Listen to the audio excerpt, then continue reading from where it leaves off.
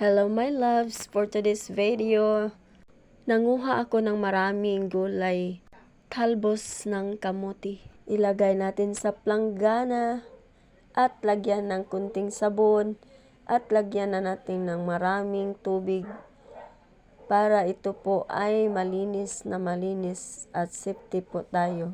Banlawan natin ng 3 bisis hanggang ito po ay malinis. At ito na po ang laman ng kamote. Ayan, hinihanda ko lang po ito. Hinuhugasan. At dahil luto na po ang ating kanin at isunod na naman natin ang ating kalha. At hihintayin natin na kumulo ito.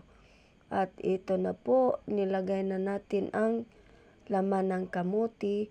At kapag lumambot ito ay isusunod natin ang paglagay ng mga talbos ng kamote.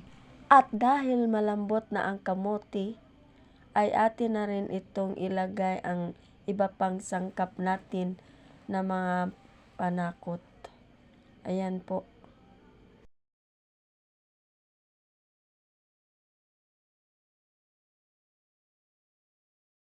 At asin, pampalasa.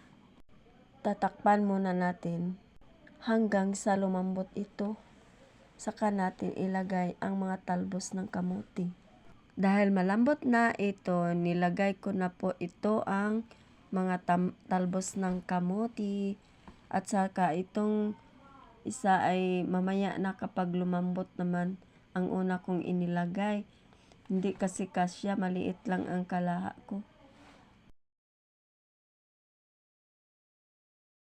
At tingnan natin kung malambot na ba. Ayan na po, malambot na. At saka isunod natin ang natira. Para lahat naman ay lumambot at saka maluluto na yan.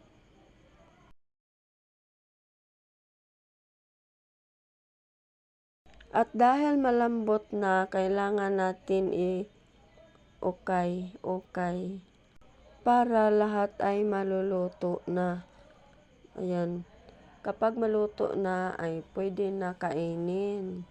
Kukunin natin ang aking inihandang baunan. Ito lang po ang lalagyan natin. Okay, tapos na, luto na, na-prepare na para sa aking baon.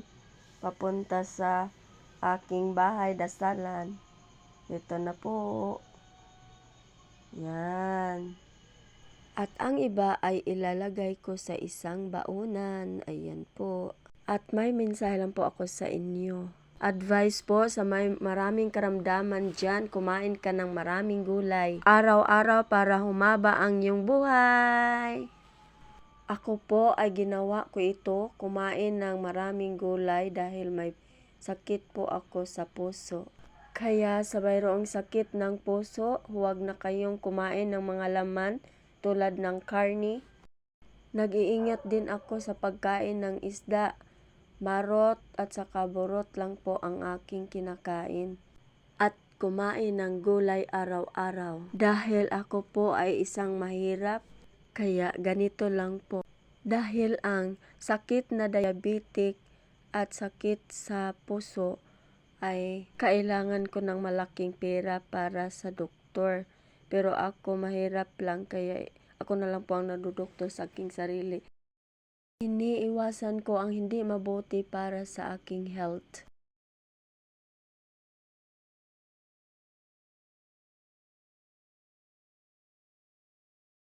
Ngayon, ito na po ako sa loob ng aming bahay dasalan at nakikinig lang po sa mga mensahe ng Panginoon at mga mensahe sa mga awiting Panginoon. At pagkatapos ay aming pinagsasaluhan ang lahat ng mga blessings na nasa lamisa. At ito na po kami. At hanggang dito na lang po. Maraming salamat sa iyong panonood. Hanggang sa muli. Bye!